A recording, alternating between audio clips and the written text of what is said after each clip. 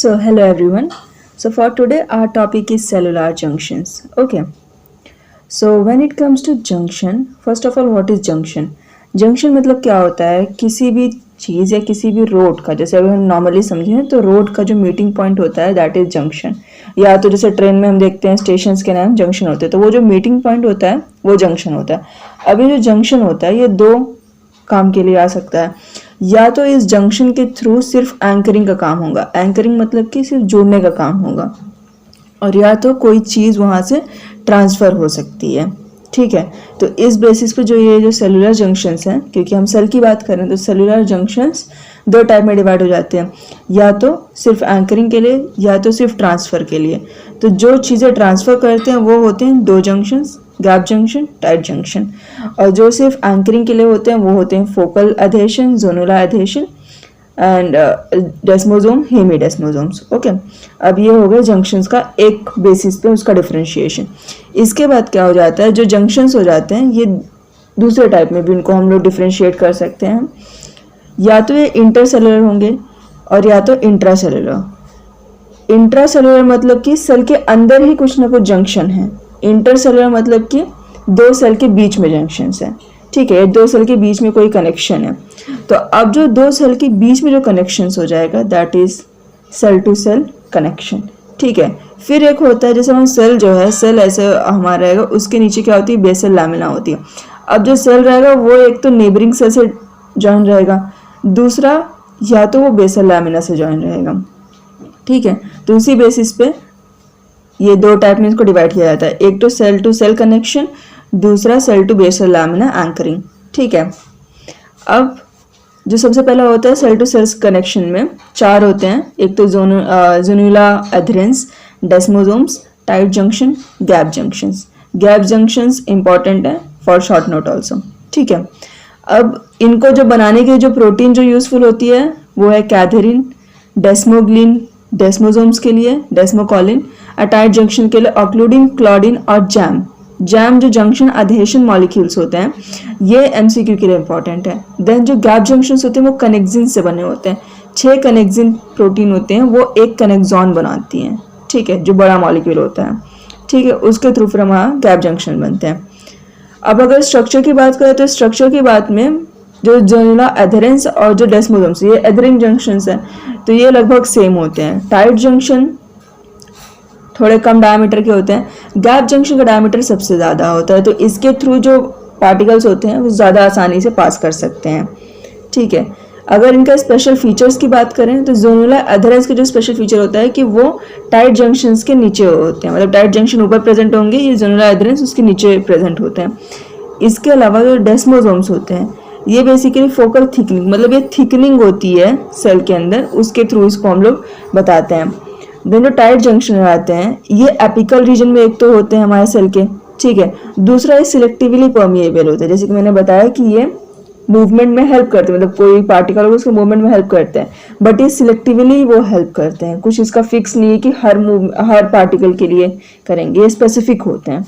ठीक है, अब जो गैप जंक्शन आते हैं ये दो मेम्ब्रेन होती हैं, उनको एक फिक्स गैप में मेंटेन करते हैं और उसके थ्रू पार्टिकल्स को ट्रांसफर कराने में हेल्प करते हैं। अब वो जो पार्टिकल वो क्या क्या हो सकता है, या तो वाटर हो सकता है, या तो अमाइनो एसिड, या तो चार्जेस हो सकते हैं। ठीक है, इलेक्ट्रिकल साइनेप्स के लिए।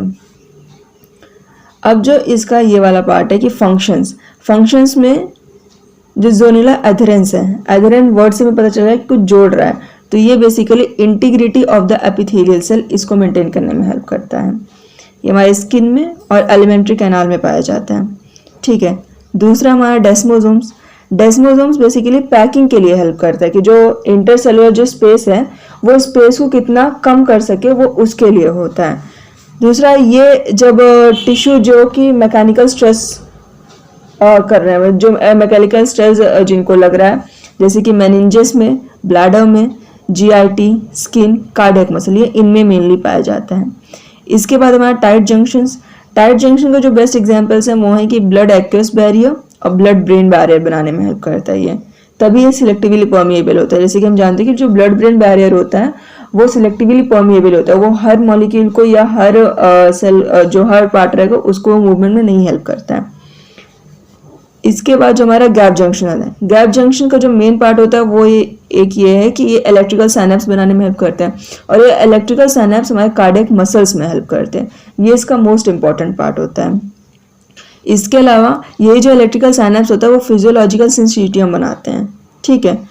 इसके बाद क्या हो जाता है कि ये help in passage of organic solutes, sugar and amino acid, मतलब जिनका मॉलिक्यूलर वेट 1000 से कम है उतने तक के जो पार्टिकल्स होते हैं उसको ये मूवमेंट में हेल्प करता है। इसके अलावा ये केमिकल मैसेंजर जैसे भी एक्ट करता है और हार्मोन्स के भी मूवमेंट में हेल्प करता है, ठीक है। ये सब हो गया इसके बारे में। इसके बाद जैसे कि मैंने आपको पहले भी बताया कि आपको अप्लाइड लिखना ही है हर चीज़ का, तो अप्लाइड में जो जोनुलर एडहेरेंस होता है, अगर ये एपिथेलियल सेल में पाया जाता है एक तो अगर एपिथेलियल सेल का कुछ डिसरप्शन हो जाएगा उसके कारण इसका कुछ ना कुछ क्लिनिकल है, इसका कुछ ना कुछ अप्लाइड पार्ट बनेगा। तो इसका एक नेम है कि लीकी गम डिजीज, ये कॉज करवा देता है। गम्स में हमारे लीक करते हैं गम्स, वो ये कॉज करा देता है। अगर आपको ये नेम नहीं भी याद है तो कम से कम आपको इतना लिखेंगे, disruption of epithelial cells, it can cause any complication, आप इतना भी लिख सकते हो, ठीक है। इसका जो डेस्मोसोम्स है, desmosomes arrhythmogenic right ventricular cardiomyopathy cause कराता है, ठीक है, क्योंकि हमारे कार्डियक मसल्स में भी पाया जाता है तो इसके थ्रू ये वाला काम कराता है। म्यूटेशन हो जाता है उसके कारण है ये, ठीक है। जो टाइट जंक्शन है, टाइट जंक्शन का बेस्ट एग्जांपल है leaky gut disease, disruption of the tight junction of the intestine which causes leaky gut disease, ठीक है। इसके अलावा क्रिटिकल इलनेस भी कॉज करता है क्योंकि ये ब्लड ब्रेन बैरियर में पाया जाता है, मतलब ये मोस्ट इंपॉर्टेंट बैरियर बना रहा है। तो फिर इसमें अगर कुछ ना कुछ प्रॉब्लम आ जाएगी तो it can lead to critical illness, ठीक है। इसके अलावा गैप जंक्शन है, गैप जंक्शन का बेस्ट एग्जाम्पल है चारकोट मैरी 2 डिजीज, ठीक है, क्योंकि जो कनेक्सॉन जो जीन्स होते हैं, कनेक्सॉन जीन्स कई सारे पाए जाते हैं। अब वो जो कनेक्सॉन जीन्स जो कि स्पेसिफिक हमारे पेरिफेरल न्यूरॉन्स के लिए, ठीक है, अगर उसमें कुछ ना कुछ म्यूटेशन हो जाएगा then it can cause Charcot Marie 2 disease, ठीक है। तो इसका जो बेस्ट फीचर होता है वो होता है पेरिफेरल न्यूरोपैथी, ठीक है। ये सब हो गया हमारे गैप जंक्शंस के बारे में, और वो जंक्शन जो कि सेल को सेल से जोड़ने का काम करते हैं। अब इसमें जैसे कि मैंने बताया था कि कुछ जो हमारे ये हैं जंक्शंस वो मूवमेंट परमिट करते हैं, तो वो हो जाता है एक तो हमारा टाइट जंक्शन जो कि सिलेक्टिवली परमिएबल होता है, दूसरा हमारा गैप जंक्शन जो कि इजीली मूवमेंट कराने में हेल्प कर रहा है, ठीक है। इसके बाद ये इनके स्ट्रक्चर्स हैं, ऐसे पाया जाता है हमारा डेस्मोसोम्स, ऐसा हमारा जोनुलर एडहेरेंस। अब जो दूसरा हो जाता है हमारा cell to basal lamina anchoring, ठीक है। इसमें होता है हेमीडेस्मोसोम और फोकल एडहेशंस, इसमें दो ही होता है। हेमीडेस्मोसोम्स नेम से ही पता चल रहा है कि वो डेस्मोसोम का आधा, मतलब ये स्ट्रक्चरली आधा होता है बेसिकली, जैसे कि ये सेल है, सेल ये बेसल लामिना से जुड़ा हुआ है। अब जो डेस्मोसोम्स था वो ऐसा पूरा था, मतलब यहाँ से भी और यहाँ से भी दोनों साइड से था, पर जो हेमीडेस्मोसोम क्या होता है वो सिर्फ एक ही साइड से होता है, ठीक है। तो इसलिए हेमी हो गया। ये हाफ ऑफ डेस्मोसोम अपीयरेंस में, और इसमें जो प्रोटीन होती है वो होती है इंटेग्रिन्स, बस। फोकल एडहेशंस में क्या होता है, फोकल स्पॉट्स होते हैं which are associated with the actin filaments and it will assist in cell movement, cell के जो मूवमेंट है ओवर बेसल लामिना वो उसमें हेल्प करते हैं। ये ऐसा कुछ इसका स्ट्रक्चर होता है, ठीक है। So this is about cellular junctions.